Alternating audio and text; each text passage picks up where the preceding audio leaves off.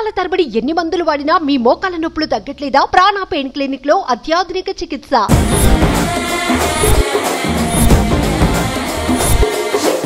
ఇవాళ నా షోలో ఉన్న స్పెషల్ గెస్ట్ ఎవరు అంటే ఒక లేడీ ఫైర్ బ్రాండ్ అని కూడా చెప్పుకోవచ్చు. మరెవరో కాదు, big boss Sanjana.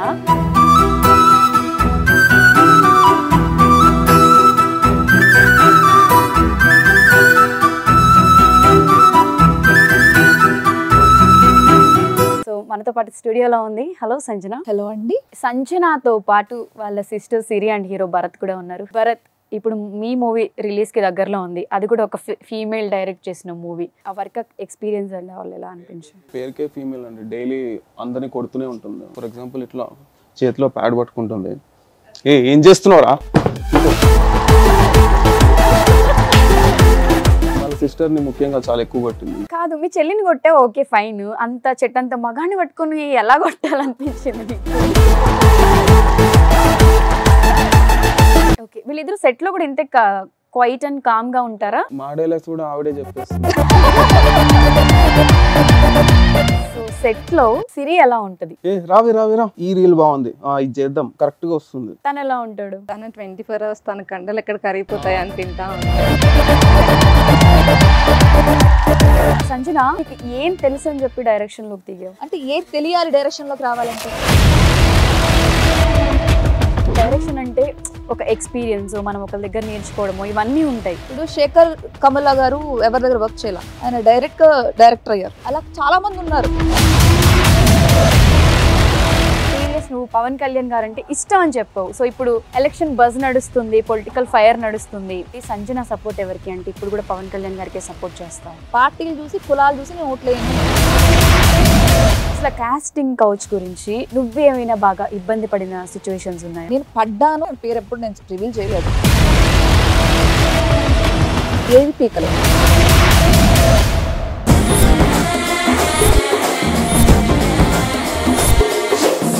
Guys, welcome to Suman TV. నేను మీ నందు. అలానే welcome to Nandu's chit chat.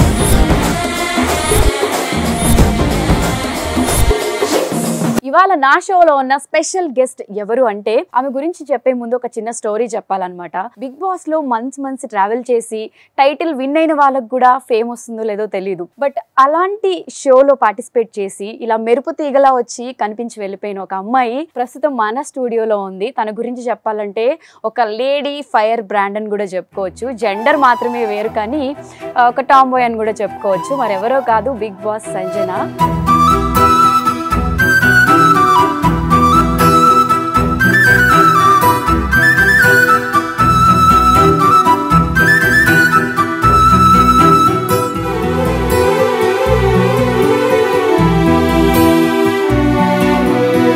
మనతో పాటు స్టూడియోలో ఉంది. హలో సంజన. అక్కడ కనిపించావు, ఇక్కడ ప్రత్యక్షం అయ్యావు, ఏంటి స్టోరీ? లేదు, మధ్యలో నేను ఒక ఫిలిం చేశాను, నీకు నాకు పెళ్ళంట టామ్ అని. శతాబ్ది టౌన్షిప్ వాళ్ళ ప్రొడ్యూసర్స్. రిలీజ్ అయిపోయింది. తర్వాత కూడా ఇంకో ఫిలిం చేశాను, బట్ అది ఆగిపోయింది. అంతే చేస్తూనే ఉన్నాను, బట్ అది బ్రేక్ రాకపోవడం వల్ల మీకు తెలియలేదు, పట్టించుకోకపోవడం వల్ల తెలియలేదు. చాలా మందికి ఆ మూవీ వచ్చి వెళ్ళిపోయిందనే విషయం కూడా తెలీదు. అంటే హిట్ పడలా. యాక్చువల్లీ సినిమా చాలా బాగుంటుంది, హిట్ పడలా. బట్ ఇప్పుడు సంజన యాక్టింగ్ కంప్లీట్ గా వదిలేసి డైరెక్షన్ త్రూ అండ్ ప్రొడ్యూసర్ గా ఒక మూవీ చేసింది అని చెప్పి నేను విన్నాను. అసలు మూవీ తీయాలని ఎందుకు అనిపించింది? అంటే డబ్బులు నువ్వు పెట్టావా లేకపోతే ఎవరితో అయినా పెట్టించావా? అసలు ఏం జరిగింది? ఎవరితో పెట్టలేదు, నేనే పెట్టుకున్నాను. అంటే మా డాడీ సపోర్ట్ చేశారు నాకు. తర్వాత ఏంటంటే సినిమా తీయాలి ఇప్పుడు అనుకోలేదు. నీకు నాకు పెళ్ళంటా కూడా నేను నా సిస్టర్ కలిపే రాసాం స్టోరీ. అది ఓకే. అప్పటి నుంచి అనుకున్నా నేను ఇంకొక ప్రాజెక్ట్ చేయాలి అని. బట్ అప్పుడు నాకు అంత అంటే ఎక్కువ సినిమా గురించి తెలియదు. ఇంకా తెలుసుకున్నాక డైరెక్ట్ చేయాలి అని ఆ సినిమాకి నేను డైరెక్ట్ చేయలేదు. సో మళ్ళీ కొంచెం తెలుసుకొని ఒక 2-3 years దాని మీద అవగాహన తెచ్చుకున్నాక ఈ సినిమా డైరెక్ట్ చేశాను. సో సింగిల్ ప్రొడ్యూసర్ నేనే, డైరెక్టర్ నేనే. సంజనతో పాటు వాళ్ళ sister Siri and hero Bharat కూడా ఉన్నారు. హలో, మీకు ఏమైనా వార్నింగ్ ఇచ్చిందా? అంత కామ్ గా సైలెంట్ గా భయపడుతూ కూర్చున్నారు. బయట ఆపోజిట్ ఉంటాం, తను ఎక్కువ మాట్లాడితే నేను చాలా తక్కువ మాట్లాడతా. ఎస్ భరత్, ఇప్పుడు మీ మూవీ రిలీజ్ కి దగ్గరలో ఉంది, అది కూడా ఒక ఫీమేల్ డైరెక్ట్ చేసిన మూవీ. ఆ వర్క్ ఎక్స్పీరియన్స్ అండి వాళ్ళు ఎలా అనిపించింది? పేరుకే ఫీమేల్ అండి, డైలీ అందరినీ కొడుతూనే ఉంటుంది. ఫర్ ఎగ్జాంపుల్ ఇట్లా చేతిలో ప్యాడ్ పట్టుకుంటుంది, ఏం చేస్తున్నావురా? సిస్టర్ ని ముఖ్యంగా చాలా ఎక్కువ కొట్టింది. అలా ఏం లేదు, తన అవుట్పుట్ మంచిగా రావాలని చెప్పి సో అట్లా. కాదు, మీ చెల్లిని కొట్టే ఓకే ఫైన్, అంత చెట్టంత మగాన్ని పట్టుకుని ఎలా కొట్టాలనిపించింది నీకు?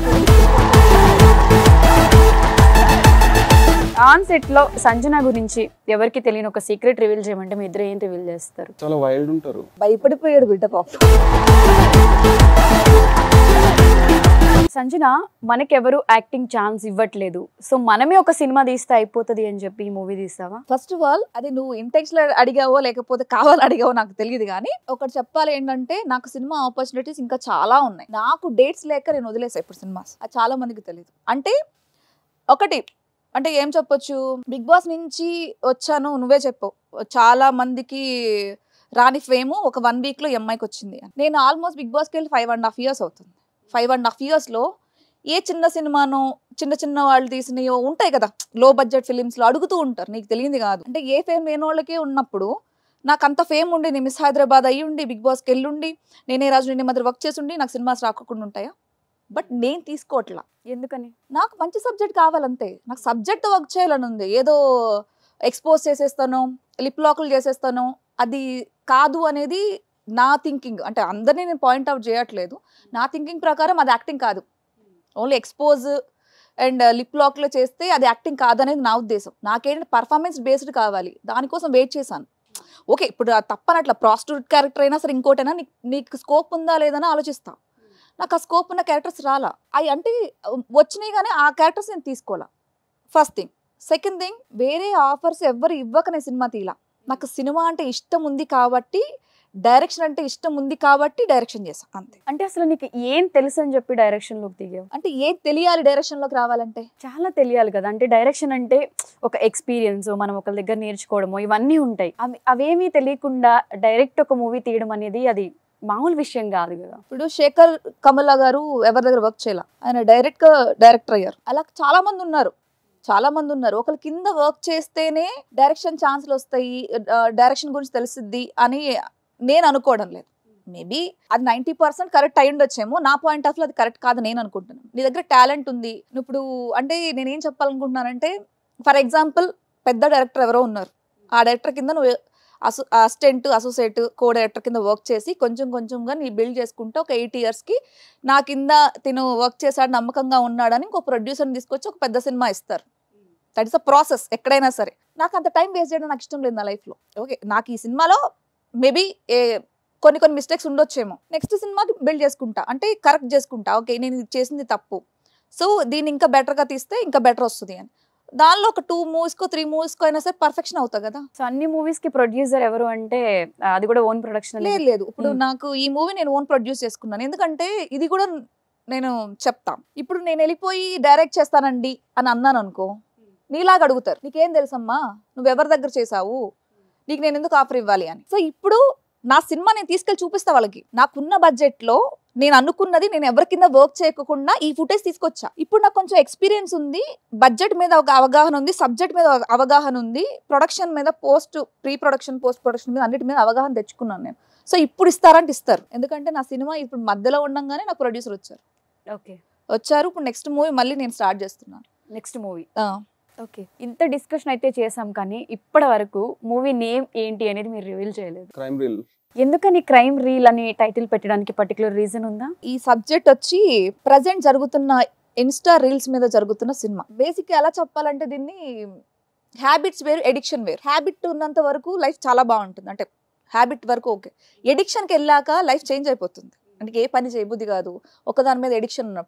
అలా కొంతమంది, అంటే అందరినీ చెప్పట్లేదు, కొంతమంది రీల్స్ ఎడిక్షన్స్ వాళ్ళు ఉంటారు కదా, వాళ్ళ లైఫ్ ఎలా స్పాయిల్ అయ్యింది అనే దానికి రీల్. ఈ మూవీలో క్రైమ్ ఉంది కాబట్టి సో క్రైమ్ రీల్. సో సబ్జెక్ట్ని బట్టి ఈ టైటిల్ పెట్టడం జరిగింది. ఓకే, వీళ్ళిద్దరు సెట్ లో కూడా ఇంతే క్వైట్ అండ్ కామ్ గా ఉంటారా? మా డైలాగ్స్ కూడా ఆవిడే చెప్పేస్తుంది.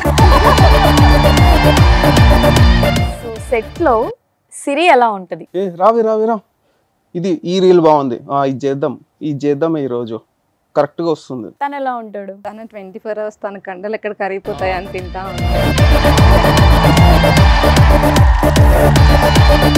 యాక్చువల్ గా ఒక మూవీ తీస్తున్నావు అనగానే ఎందుకు మీ సిస్టర్ ని హీరోయిన్ గా పెట్టాలి అని అనిపించింది? అంటే బయట వాళ్ళకి కూడా ఛాన్సెస్ ఇవ్వచ్చు కదా. అది కరెక్ట్ క్వశ్చన్. యాక్చువల్లీ సో అనుకోవచ్చు మా చెల్లి కాబట్టి చెల్లిని హీరోయిన్ చేయడానికి సినిమా తీసిందేమో అని కూడా అనుకోవచ్చు. అది తప్పు. ఎందుకంటే ఫస్ట్ సినిమా నీకు నాకు పెళ్ళంటప్పుడు కూడా నేను కలిపి రాసిన స్టోరీ. సో అలాంటప్పుడు నేను దాంట్లో హీరోయిన్ కింద చేశాను, ఎందుకంటే టామ్ బాయ్ క్యారెక్టర్. సో నేను నార్మల్గానే ఆ ప్రొడ్యూసర్ గారికి చెప్పినప్పుడు సంజన నువ్వే చేయాలి ఇది, ఎందుకంటే ఎంత ఇంకొక మనిషిని తీసుకొచ్చి అమ్మాయిని బ్యూటిఫుల్ క్యారెక్టర్ తీసుకొచ్చినా టామ్ బాయ్ యాటిట్యూడ్ రాదు. సో నువ్వు సెట్ అవుతావు అన్నారు. మరి అప్పుడు నేను సిరిని రిఫర్ చేయొచ్చు.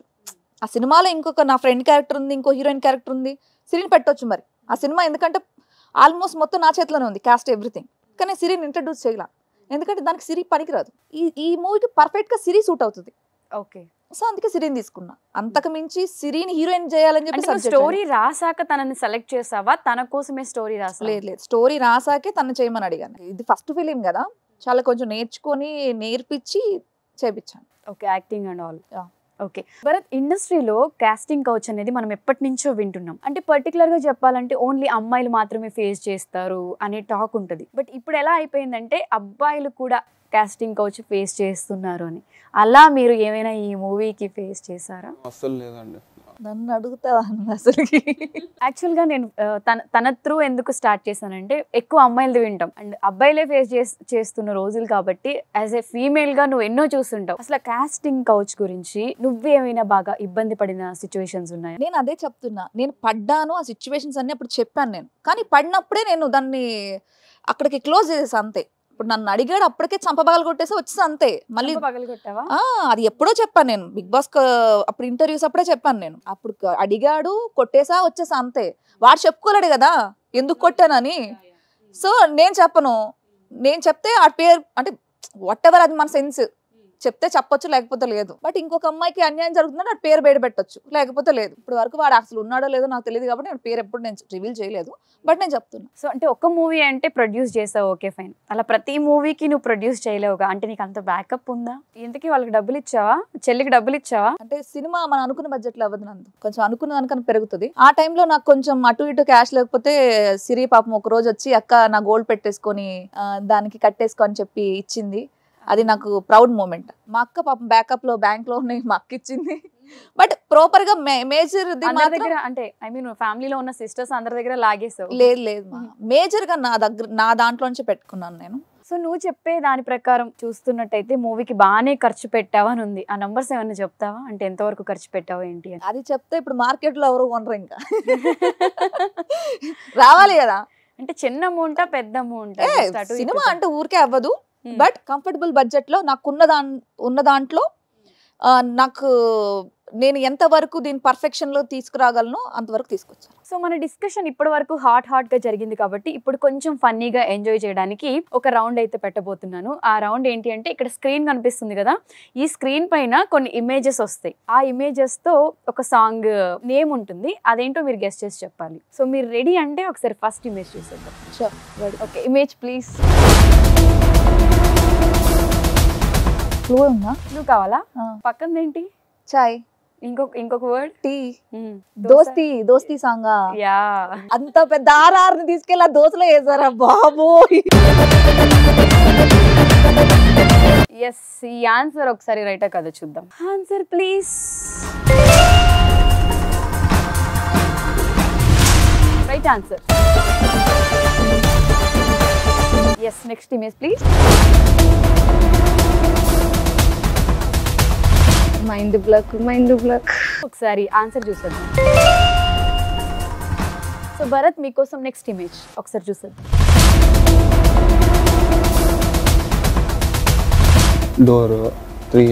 డోర్ బయటికి. కాదు, నువ్వు పాట అడిగావా దాని ఎక్స్ప్లెనేషన్ అడిగావా? పాట అడిగాను నేను. ఆయన చెప్తున్నారు ఏంటంటే 3ంటికి బుడ్డోడు బయటకు వచ్చి ఎండగా ఉందని లోపల పోయాడు అన్నట్టుగా చెప్తున్నారు ఆయన. డోర్ బయటికి ఎగిరిపోతే ఎంత బాగుంటుందో అని ఎవరికైనా చూపించండి రా, వదిలేయకండి రా బాబా అలాగా. ఒక చిన్న హింట్ అయితే ఇస్తా. Power star Pawan Kalyan. బయటికి వస్తే టైం ఏమో 3 o'clock. Answer please. Okay, next image please. ఇప్పుడు దాన్ని ఇంగ్లీష్లో చదవ తెలుగులో చదవాలో చెప్తే దాన్ని బట్టి ఒక్కొక్కటి చదువుకుంటా. నేను అనుకోవడం ఏంటి అంటే పువ్వు అనాలా లేకపోతే ఫ్లవర్ అనాలా లేకపోతే రోజ్ ఫ్లవర్ అనాలా గులాబీ పువ్వు అనాలా చెప్తే దాన్ని బట్టి చెప్తా. గులాబీ పువ్వులానే కనిపిస్తుంది. గులాబీ కళ్ళు చూస్తే రోజ్ ఫ్లేవరే కదా అది. గులాబీ కళ్ళు చూస్తదే కదా. కళ్ళు చూస్తే కాదు అది మొత్తం చెప్పు. అదేలేండి రామ్ చరణ్ గారిది అదే కదా. నాకు తెలీదు, నువ్వు అంటే కంప్లీట్ పాడి చెప్పు. అది ఆ 4 letters కలుపు. గులాబీ 2 కళ్ళు గుచ్చుకున్నాయి అదే అదే. Answer please. Okay next image please. Siri. Pen paper చేత పట్టి తోచిందల్లా రాయ పట్టి నాక సారీ తిరుగుతుంది పెన్ను పేపర్ చేత బట్టి. బానే అంత యాక్ట్ చేసి చూపించావు కాబట్టి మేబీ అది రైట్ ఆన్సర్ అయ్యి ఉండొచ్చు. సో ఇంత మంచిగా ఎక్స్ప్రెషన్స్ తో ఆన్సర్ చెప్పావు కాబట్టి అది రైట్ ఆర్ రాంగ్ ఒకసారి చూసి. కంగ్రాచులేషన్స్. నెక్స్ట్ భరత్ గారు. ఈవిడ నాకు మళ్ళీ ఏ టాస్క్ ఇస్తుందా అన్నట్టు. వీళ్ళకేమో మంచిగా పూలు పెళ్ళి ఇస్తున్నారు, నాకు ఏమి ఇస్తారో చూపించండి. భరత్ గారి కోసం నెక్స్ట్ ఇమేజ్ అయినా కొంచెం ఈజీగా రావాలి, ఆయన నన్ను కోపంగా చూడకూడదు అని కోరుకుంటూ నెక్స్ట్ ఇమేజ్ ప్లీజ్. ఇది అసలు ఇమేజ్ ఏమన్నా ఇమేజ్ ఏంటది? ఇమేజ్ షుగర్ పాప. ఏంటి బాబా అన్న ఇంకోసారి షుగర్ పాప చక్కెర పిల్లలు. చక్కెర పిల్లలు అది ఎక్కడైనా సాంగ్ ఉందా? లిరిక్స్ మీరు విన్నారా? పోనీ పాత సినిమాల్లో ఉన్నాయి కొన్ని. ఒకసారి పాడరా ప్లీజ్. ఆ చక్కెర సాంగ్ ఏంటి ఒకసారి పాడరా ప్లీజ్. గుర్తు రావట్లేదండి. Intelligent fellow. సరే మీకోసం ఒక హింట్ ఇస్తున్నా. మగధీరాలో సాంగ్, అది చాలా ఫేమస్ సాంగ్. పంచదార బొమ్మ. Yes answer please. ఎస్ మన Ram Charan Kajal ever green song.